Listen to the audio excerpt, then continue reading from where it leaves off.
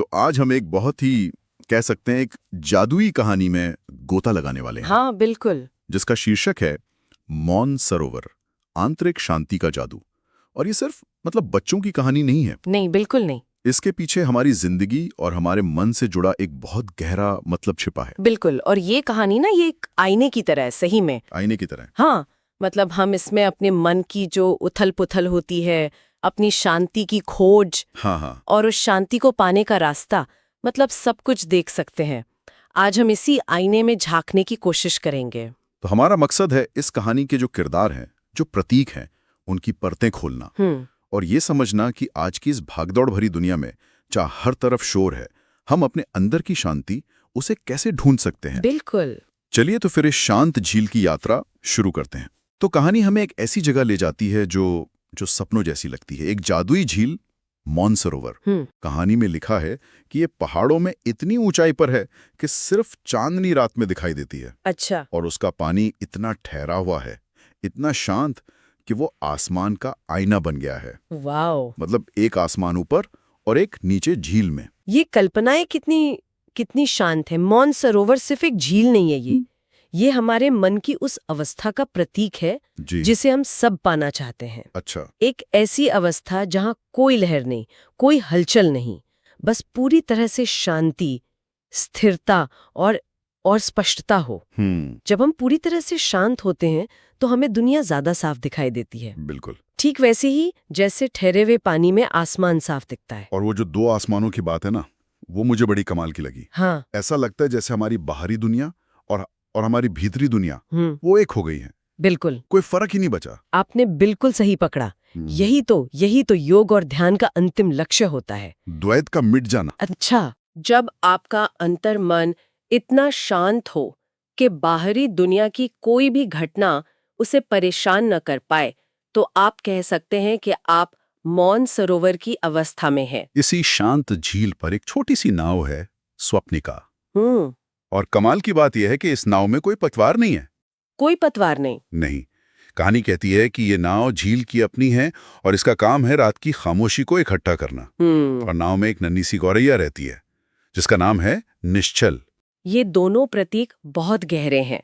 स्वप्निका नाव जो बिना पतवार के है, वो इस बात का संकेत है कि असली शांति को दिशा देने या कंट्रोल करने की जरूरत नहीं होती, वो बस होती है। हाँ।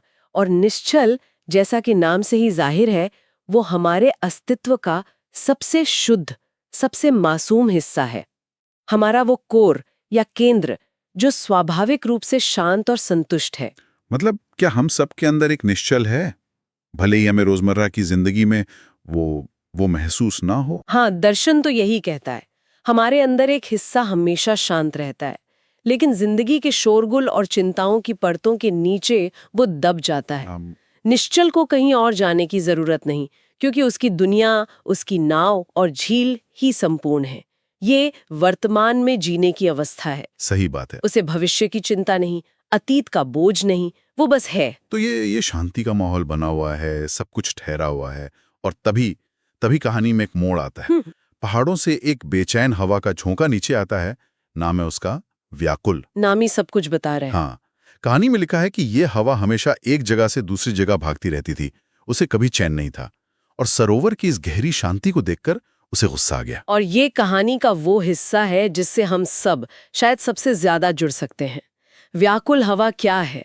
वो हमारे मन में उठने वाले हजारों बेचैन विचार हैं। वो चिंताएं हैं जो हमें सोने नहीं देती। वो बाहरी दुनिया का शोर है। Social media. हाँ बिल्कुल, सोशल मीडिया की नोटिफिकेशंस, काम का प्रेशर, रिश्तों की उलझने, ये अशांति है जिसे शांति से कह सकते हैं नफरत है। लेकिन ये बात थोड़ी अजीब है, अशांति को शांति से गुस्सा क्यों आएगा? ये गहरा मनोवैज्ञानिक पहलू है। क्या आपने कभी महसूस किया है कि जब आप शांत बैठने की कोशिश करते हैं तो आपका मन और ज्यादा भागने लगता है? हाँ, बिल्कुल होता है। अचानक आपको 10 साल पुरानी बातें याद आने लगती हैं, कल क्या करना है उसकी लिस्ट बनने लगती है। वो मन का व्याकुल स्वभाव है जिसे ठहराव पसंद नहीं। अच्छा। उसे लगता है कि अगर वो शांत हो गया तो उसका अस्तित्व ही खत्म हो जाएगा, इसलिए वो शांति को भंग करने की पूरी कोशिश करता है। अच्छा, अब समझ आया। और यही व्याकुल हवा पूरी ताकत से स्वप्न का नाव को धक्का मारती है। नाव तेजी से अंधेरी खतरनाक चट्टानों की तरफ बढ़ने लगती है। नाव के अंदर बेचारी निश्चल बुरी तरह डर जाती है। जाहिर है। उसे लगता है कि उसकी दुनिया उजड़ गई, उसका केंद्र छिन गया। और डरकर वो क्या करती है? वो वही करती है जो हम सब करते हैं। हाँ, वो अपने नन्हे पंखों से नाव को उल्टी दिशा में धकेलने की कोशिश करती है। वो लड़ती है, संघर्ष करती है, पर एक नन्ही सी गौरैया इतनी बड़ी नाव को हिला भी नहीं पाती। और यही हमारी जिंदगी की सबसे बड़ी ट्रेजेडी है। कैसे? जब कोई मुश्किल आती है, कोई बीमारी, नौकरी का छूटना या कोई रिश्ता टूटना, हमारी पहली प्रतिक्रिया होती है संघर्ष करना, स्थिति पर काबू पाने की कोशिश करना। हम अपने पंख फड़फड़ाते हैं, हाथ पैर मारते हैं। सही बात है। हम सोचते हैं कि ज्यादा मेहनत करने से, ज्यादा चिंता करने से हम स्थिति को ठीक कर लेंगे, जबकि होता इसका उल्टा है। बिल्कुल। हम अपनी सारी ऊर्जा उसी व्यर्थ के संघर्ष में खत्म कर देते हैं और स्थिति शायद और बिगड़ जाती है। बिल्कुल। निश्चल का पंख फड़फड़ाना उस निरर्थक संघर्ष का प्रतीक है। वो हवा से लड़ रही है, जो उससे कहीं ज्यादा ताकतवर है, और इस कोशिश में वो सिर्फ अपनी बची खुची शांति भी खो रही है। तो जब निश्चल हार जाती है, थक जाती है, तो वो डर के मारे आंखें बंद करके मदद के लिए पुकारती है, मौन सरोवर मेरी मदद करो। कहानी कहती है कि झील से कोई आवाज नहीं आती, कोई बाहरी मदद नहीं मिलती, लेकिन निश्चल को अपने अंदर से, अपनी आत्मा से एक शांत और गहरी आवाज सुनाई देती है। ये बहुत महत्वपूर्ण है। मदद बाहर से नहीं, अंदर से आती है। अंदर से आती है। अक्सर हम मुश्किल में भगवान को, दोस्तों को, किस्मत को पुकारते हैं, लेकिन असली जवाब हमारे अपने अंदर छिपा होता है, अगर हम सुनने के लिए तैयार हों। और वो आवाज जो कहती है वो तो कमाल है। वो कहती है, निश्चल तुम हिल रही हो क्योंकि तुम भागने की कोशिश कर रही हो। जब हवा तेज हो तो अपने पंखों को फड़फड़ाना बंद कर दो। वाह, है ना कमाल की बात। ये तो बिल्कुल उल्टा है जो हम सोचते हैं। हमें तो लगता है कि जब तूफान आए तो और जोर से हाथ पैर मारने चाहिए। यही इस कहानी का दिल है। ये अकर्मण्यता में कर्म का दर्शन है, जिसे टाओइज्म में वू वे कहते हैं, मतलब प्रयासहीन प्रयास। हाँ, इसका मतलब हार मानना या आलसी हो जाना नहीं है। इसका मतलब है उस व्यर्थ के संघर्ष को रोकना जो हमारी ऊर्जा चूस रहा है और स्थिति को बिगाड़ रहा है। जैसे अगर आप दलदल में फंस जाएं तो जितना ज्यादा हाथ पैर मारेंगे उतना नीचे धंसेंगे। बचने का तरीका है शांत होकर लेट जाना। तो इसका मतलब है स्वीकृति, जो हो रहा है उसे स्वीकार कर लेना। हाँ, लेकिन ये असहाय होकर स्वीकार करना नहीं है, ये बुद्धिमानी से स्वीकार करना है। ये समझना है कि कुछ चीजें हमारे नियंत्रण से बाहर हैं। सही। और उन पर अपनी ऊर्जा बर्बाद करने की बजाय हमें अपनी आंतरिक स्थिरता पर ध्यान देना चाहिए। कभी-कभी सबसे बड़ी ताकत कुछ न करने में, बस स्थिर रहने में होती है। और निश्चल यही करती है। वो सलाह मानती है, पंख फड़फड़ाना बंद कर देती है, गहरी सांस लेती है और बस नाव के हिलने को महसूस करती है, उसे स्वीकार कर लेती है। और जैसे ही वो ऐसा करती है, एक चमत्कार होता है। ये चमत्कार नहीं, बल्कि कारण और प्रभाव का नियम है। अच्छा। जैसे ही निश्चल शांत होती है, व्याकुल हवा का जोर कम होने लगता है। कहानी में हवा देखती है कि गौरैया अब डर नहीं रही, संघर्ष नहीं कर रही। उसे अपनी ऊर्जा का स्रोत यानी निश्चल का डर और प्रतिरोध वो मिलना बंद हो गया। तो क्या इसका मतलब ये है कि हमारी चिंताएं वो हमारी प्रतिक्रिया से ही ताकत लेती हैं? बिल्कुल। जब आप किसी चिंता भरे विचार को पकड़कर उसके बारे में और सोचते हैं, उसे अपनी घबराहट से सींचते हैं, तो वो और बड़ा हो जाता है। सही बात है। लेकिन अगर आप उस विचार को बस देखें, बिना कोई प्रतिक्रिया दिए, तो वो अपनी शक्ति खो देता है। आपकी आंतरिक शांति बाहरी तूफान की हवा निकाल सकती है। और फिर कहानी में क्या होता है? सरोवर का जादुई पानी वो नाव को धीरे धीरे वापस केंद्र में खींचने लगता है। हाँ। इसका मतलब हमारा जो सच्चा स्वभाव है, हमारी जो मौन सरोवर वाली अवस्था है, वो हमेशा हमें वापस अपनी ओर खींचती है। हाँ, अगर हम उसे मौका दें। सही कहा।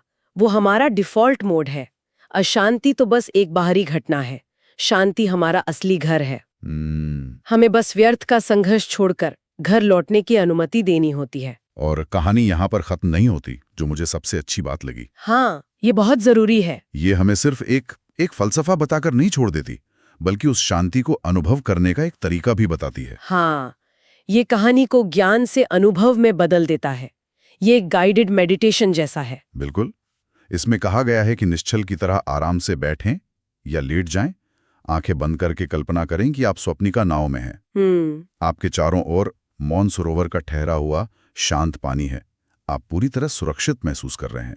यह एक बहुत शक्तिशाली मानसिक छवि बनाने की तकनीक है। हमारा दिमाग असलियत और गहरी कल्पना में ज्यादा फर्क नहीं कर पाता। अच्छा। जब आप ऐसी शांति की कल्पना करते हैं तो आपका शरीर और मन सच में शांत होने लगता है।